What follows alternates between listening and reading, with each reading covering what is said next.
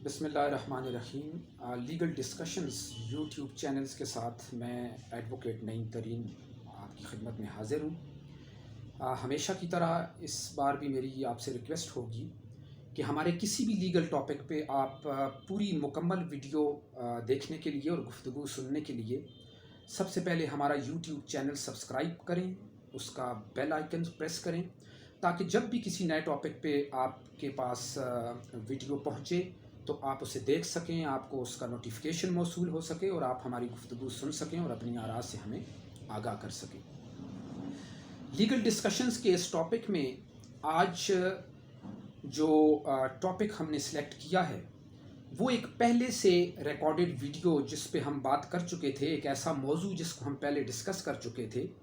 लेकिन उसका एक हिस्सा हमने डिस्कस किया था, उसके एक पार्ट पे हमने गुफ्तगू की थी। आज उसका एक सेकंड पार्ट आपकी खिदमत में लेके हम हाज़िर हुए हैं। इससे पहले एक गुफ्तगू में हमने ये ज़िक्र किया था और इस मौजू पर गुफ्तगू करते हुए हमने ये आपकी खिदमत में ये बात रखी थी कि जब किसी जुर्म का इर्तिकाब होता है मुआशरे में, जब किसी ऐसे फ़ेल का, किसी ऐसे एक्ट का इर्तिकाब होता है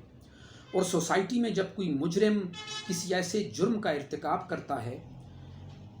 जिस पे कानून ने सज़ा रखी होती है, सज़ा तजवीज़ कर रखी होती है और कानून में एक ट्रायल की सूरत में मुकदमा जब उस पर साबित हो जाता है तो उसे वो सज़ा सुनाई जाती है और उसे कॉन्विक्ट किया जाता है।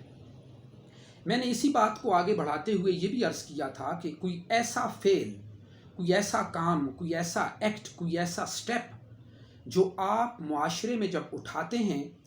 लेकिन वो स्टेप, वो कदम, वो फेल और उस अमल का इर्तिकाब कानूनन सज़ा के लिए रखा गया होता है और कानून ने मना कर रखा होता है कि अगर आपने ऐसा कदम उठाया, कोई ऐसा अमल किया या किसी ऐसे फेल का इर्तिकाब किया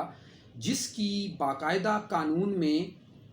इम्तना मौजूद है, उसे मना किया गया है, वो प्रोहिबिटेड एक्ट है, वो प्रोहिबिटेड स्टेप है और वो आपका वो एक्शन कानून की नज़र में ममनुआ है और उसके लिए सज़ा रखी गई है, तो ऐसा कदम, ऐसा फेल और ऐसा एक्शन और ऐसा अमल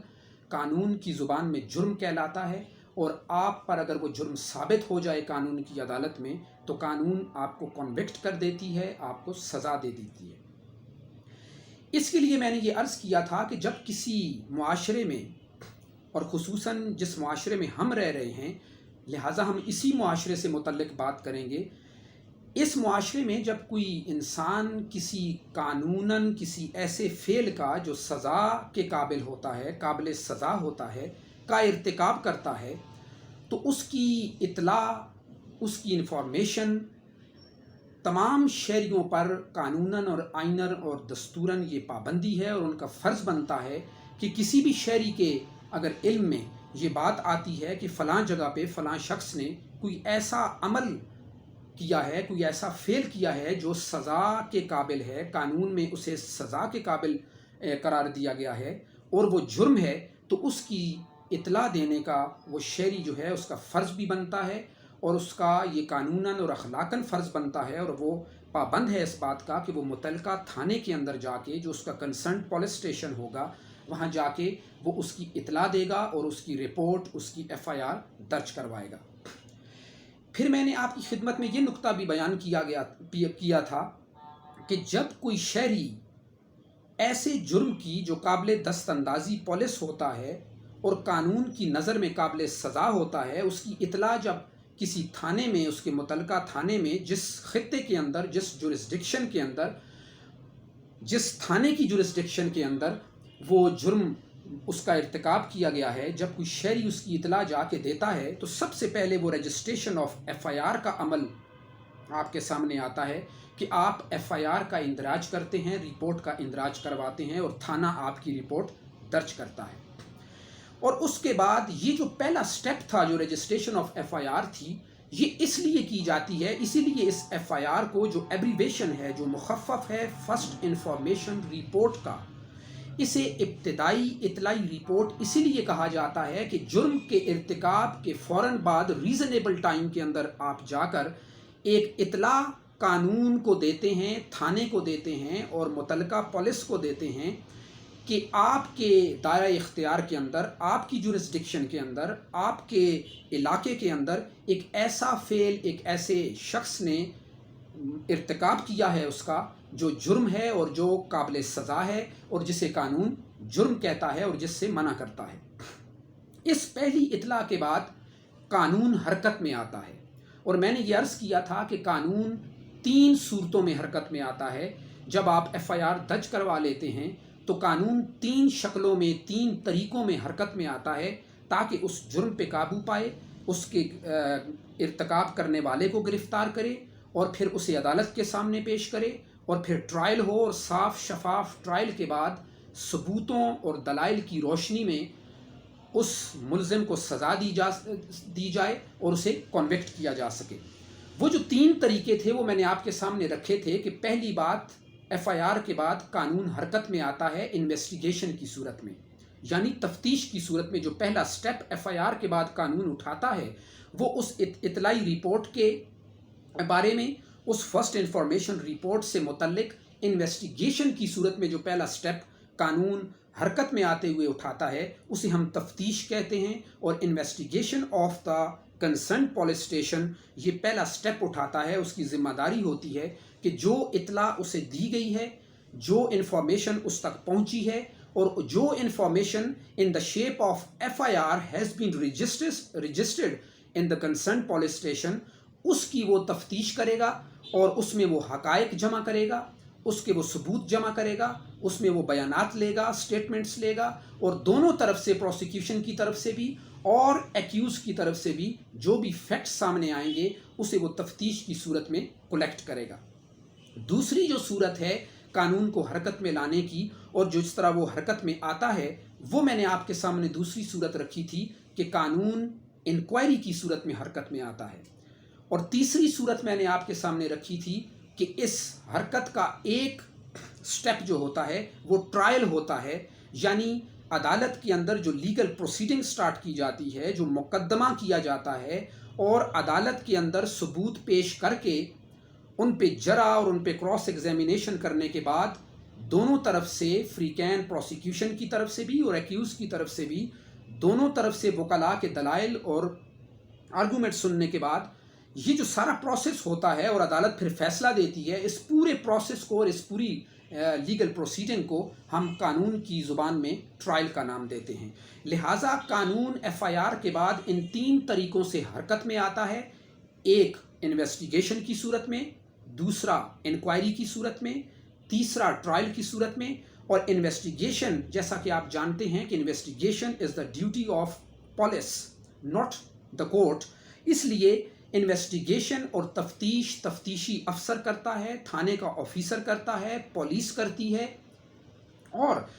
انکوائری جو ہے وہ کورٹ کرتی ہے، یا کورٹ جسے اجازت دیتی ہے یا جسے مقرر کرتی ہے وہ شخص کرتا ہے، یا وہ کمیشن کرتا ہے، یا وہ باڈی کرتی ہے۔ اور ٹرائل جو ہوتا ہے یہ پولیس نہیں کر سکتی، کوئی جرگہ نہیں کر سکتا، آؤٹ آف کورٹ کسی کو یہ اختیار حاصل نہیں ہے کہ وہ کسی جرم پر ٹرائل کرے اور کسی کو سزا دینے کا اعلان کرے یا کسی کو کنوکشن کے لیے جو ہے وہ قرار دے۔ لہٰذا انویسٹیگیشن پولیس کی ڈیوٹی ہے، انکوائری عدالت کرتی ہے یا جس کو نامزد کرتی ہے، جس کو مقرر کرتی ہے وہ کرتا ہے، اور ٹرائل ایبسلیوٹلی اور ہر حال میں کورٹ آف لاء کی ڈیوٹی ہوتی ہے، یہ اس کا اختیار ہوتا ہے۔ اور عدالت کے اندر یہ جو مقدمہ چلتا ہے اس ابتدائی اطلاعی رپورٹ کی روشنی میں جتنے حقائق اور جتنے فیکٹس اور جتنے پروف اور جتنی سٹیٹمنٹس ہوتی ہیں ان کو جانچنے کے لیے اور ان پر قانون کی روشنی میں غور و فکر کرنے کے لیے جو پروسیس چلتا ہے عدالت میں، اور پھر آخر یا کنوکشن پہ ختم ہوتا ہے یا ایکویٹل آف دا ایکیوز پہ ختم ہوتا ہے، اسے ہم ٹرائل کہتے ہیں۔ یہ 3 تو وہ صورتیں تھیں، وہ سٹیپس تھے جو ابتدائی اطلاعی رپورٹ کے بعد قانون حرکت میں لانے کے لیے اختیار کرتا ہے۔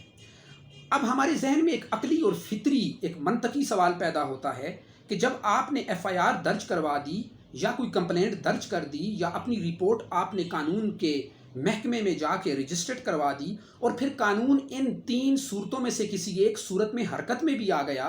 یا یوں کہہ لیجئے کہ جب ان 3 صورتوں میں حرکت میں آتا ہے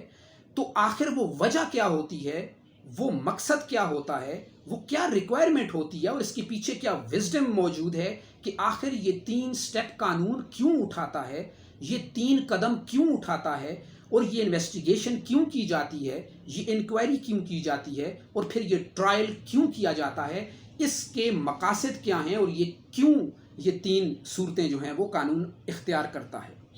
اس کے لیے ہمارے ذہن میں یہ بات رہنی چاہیے کہ یہ 3 صورتیں قانون اس لیے اختیار کرتا ہے کہ وہ 3 قسم کے مقاصد حاصل کرنا چاہتا ہے۔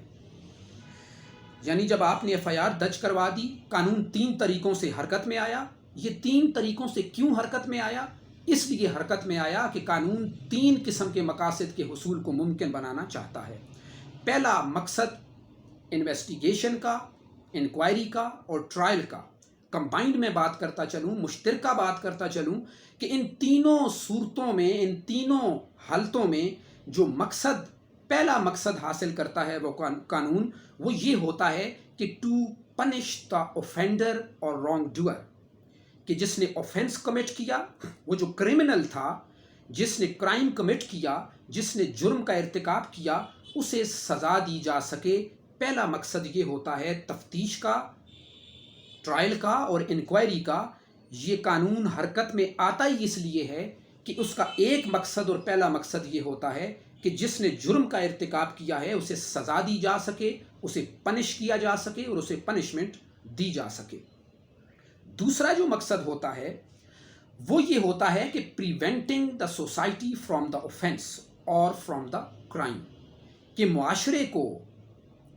آبادی کو، انسانوں کے معاشرے کو، انسانوں کی سوسائٹی کو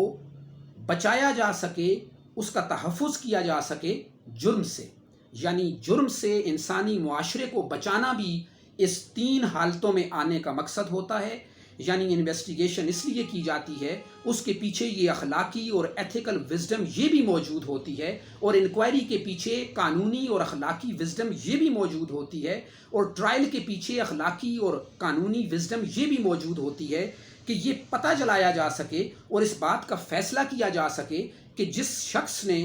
جرم کا ارتکاب کیا ہے، اگر اس پہ جرم ثابت ہوتا ہے تو اسے سزا دی جا سکے، اور اگر وہ ثابت نہیں ہوتا تو اسے بری کر دیا جائے، اور اگر یہ جرم ثابت ہو گیا ہے تو آئندہ اس جرم سے معاشرے کو بچانے کے لیے قدم اٹھایا جائے،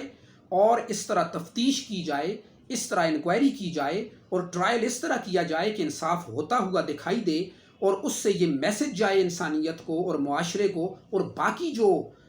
جرائم سے محبت کرنے والے اور جرائم میں دلچسپی رکھنے والے جو مجرم ہوتے ہیں اور جو کرمنل مائنڈڈ فیکٹرز ہوتے ہیں سوسائٹی کے اندر،